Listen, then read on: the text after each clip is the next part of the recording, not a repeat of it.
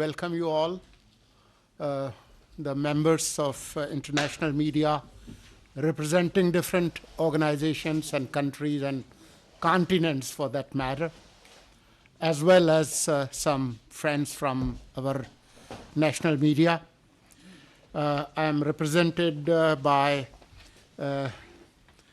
Madam Ambreen Jan, who works for the external publicity wing of the Ministry of Information, and I'm sure pretty much every foreign journalist knows her because she has been providing that facilitation. I'm accompanied by Ms. Baloch, spokesperson of the Ministry of Foreign Affairs, as well as we have representatives of Election Commission of Pakistan, as well as Interior Ministry. We are just I would say 4 days away from a major electoral exercise, a democratic exercise of the country of Pakistan. When we began our journey, when the first adult franchise elections were held 53 years back on December 7, 1970, we have been holding these elections in different circumstances. The continuity of the democratic process goes on, and I'm glad to say and declare that we have become 5th largest democracy in the world as we enter this process. 336 total National Assembly seats are up for grab. We have 266 National Assembly seats that would be contested.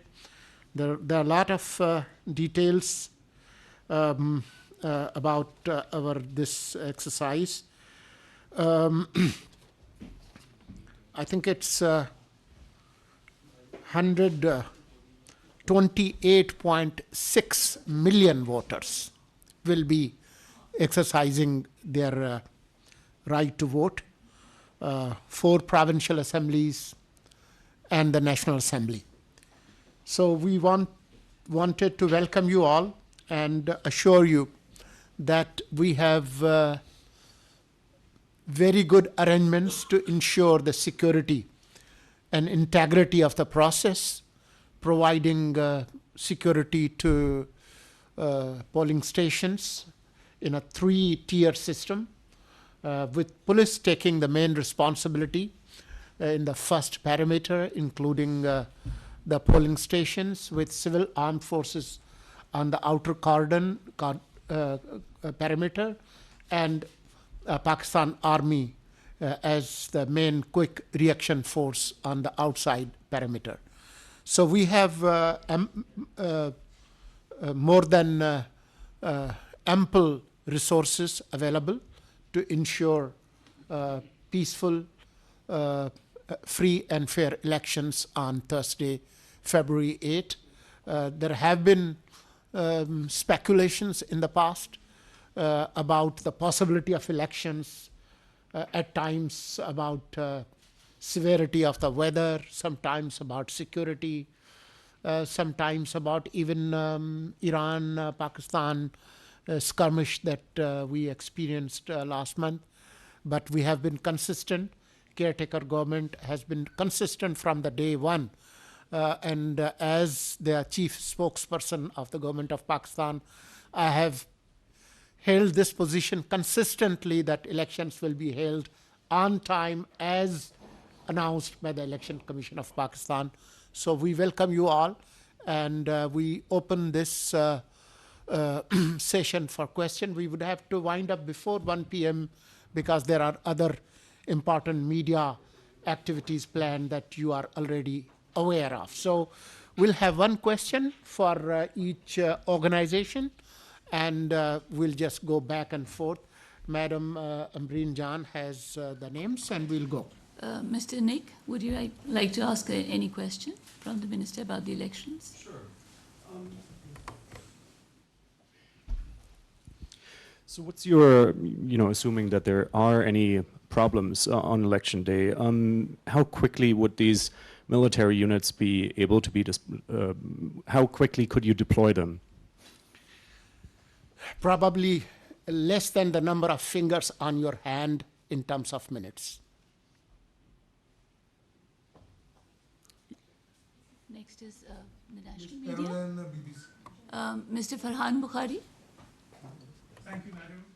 Solangi sir, first of all, let me thank you for being accessible, very accessible as you come to the end of your tenure. It's been very good having you as information minister, unlike some of your predecessors.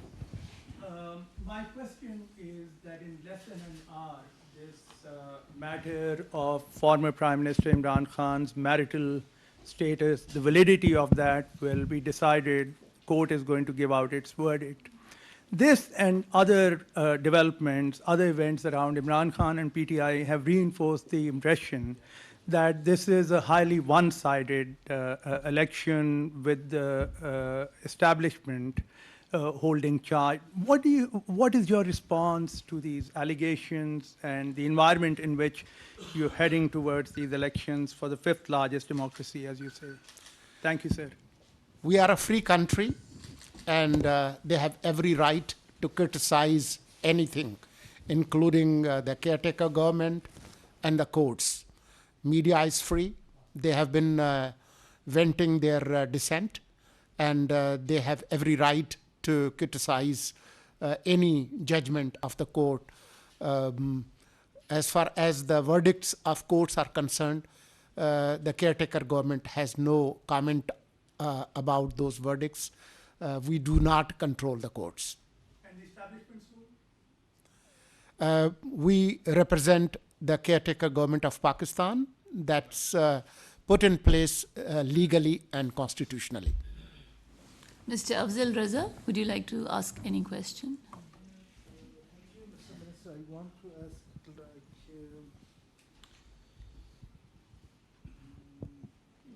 how many, can you please repeat the digits, how many voters would cast their votes for this year's election? 128.6 million voters across Pakistan. How many, do you have any figures, Minister, to how many males and how many females? Yes, The we category do and, have figures. Let me try to, yeah. Okay, thank you.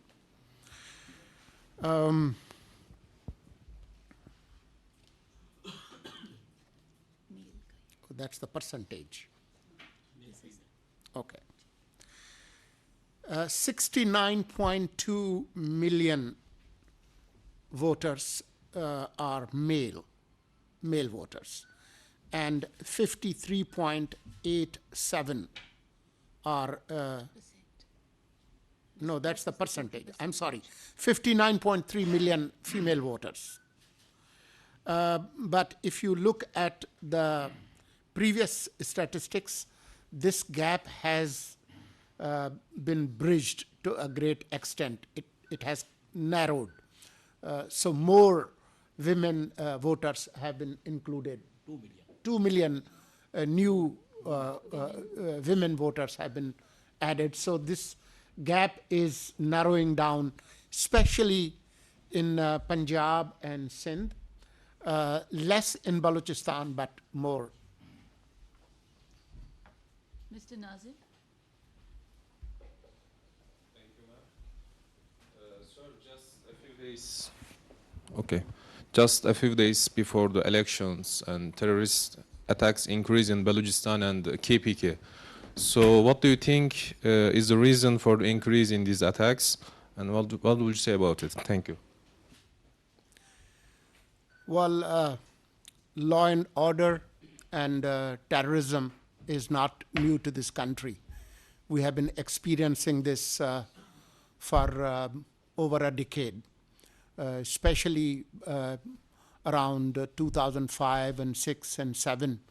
The 2008 elections were held in a very security threatened environment when there was a lot of terrorist activities. So that also continued in 2013,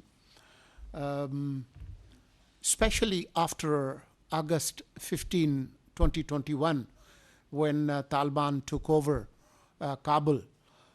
sadly, this terrorist spike has surged. And there are operational collaborations between different terrorist groups. I'm sure you are aware of the recent UN report, how the terrorist groups of different hues and shades, including Al-Qaeda and TTP, they are active in Afghanistan, and they use Afghanistan as the safe sanctuary. So we are experiencing that threat, but our security forces are battle hardened, and we will ensure that elections will be held in a peaceful environment. Ms. Friedrich, do you have a question to ask? Yes. Could you please tell us a little bit about the international election observers? From which countries, from which bodies are they coming?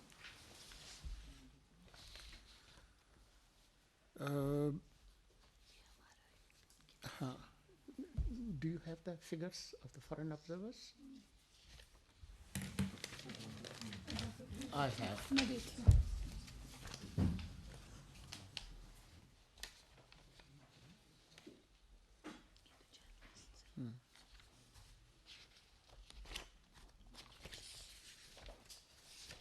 I'll get back to you. Let me just pull it out and take another question in the meantime. Ms. Liuzen, do you have a question? No? Okay. So now we come to the last one. I'm sorry, I missed you. Yes. Mr. Matar. I'd like to ask about the economic situation. Pakistan, and especially the caretaker government, has signed so many MOUs with some countries, especially with Kuwait recently. And there was some news about that there will be reconstructuring of the FBR, and maybe there will be change of the currency, the local currency. My question is about the economy. Whether this election, in a way or another, the result of this election will affect Pakistan's relation with, for example, the Gulf countries, will improve the economic situation. What is the fate of those MOUs signed during the caretaker government, especially with Kuwait? The economic initiatives that took place during caretaker government were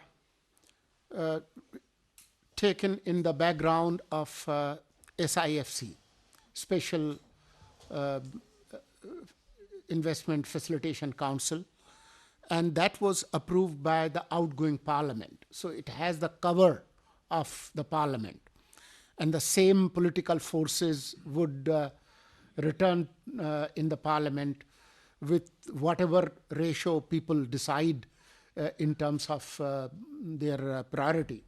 But the same political forces that endorsed these economic initiatives are about to return to parliament in few days. So I have full faith that these economic initiatives will continue, and our relationship with our partners in Gulf and elsewhere, including People's Republic of China, those relations will deepen, and Pakistan, that has been stabilized economically in last 5 months, there is enough to build on those initiatives. You can get back to her. About Ms. the Friedrich. FBR and the currency. I'm sorry? There was a part of my question about reconstruction of the FBR and changing of the currency. Yeah, even yesterday, SIFC approved, and our cabinet also approved economic reforms related to tax policy and FBR. But those changes will take place after we make some amendments in FBR and Customs Act, and that's the domain of the Parliament. So we will carry and forward those recommendations and the work that we have conducted so far to the next Parliament, and we are hopeful that these will be approved because they are in the greater interest of Pakistan and its economic future. And that will also stabilize rupee-dollar relationship. As you have seen, the day caretaker government took oath of office on August 17 last year, the official interbank rate was 296 rupees for a single dollar, but in open market we couldn't find a dollar in 350 rupees or even 400, and there were speculations that we will just go to 500 rupees for a dollar. But because of the administrative measures and some efficient working of the governance system, we have stabilized the economy and also the open rate and the curb rate on the dollar. Ms. Friedrich, you can repeat the question and the minister will answer now. My question was whether... Foreign observers. Yeah. Yeah. Well, 92 international observers from international organizations like Commonwealth, EU, and embassies of bilateral countries, they have been issued visa as observers, and they include countries like Russian Federation, Japan, South Africa, Zimbabwe, Netherlands, Malaysia, Hungary, Sweden, Azerbaijan, Germany, and Kyrgyz Republic. The last question? Yes. Ms. Gary, would you like to ask Please. something? Yes. Thank you. You addressed the Imran Khan court cases, but I just wanted to ask, the PTI have alleged that there's been a campaign of intimidation, of violence, of abduction against them during the course of this election. And I wanted to know what your response to that is. We find these allegations baseless and absurd. Yes, people have been arrested, but those arrests were made, some related to May 9 incidents and some involved in other criminal cases. So this allegation has no basis. However, they are free to express their dissent and allegations, even if they are baseless. The media carries them. At the same time, they have other legal options available, including the courts, including the highest courts of the land. Thank you. Thank you.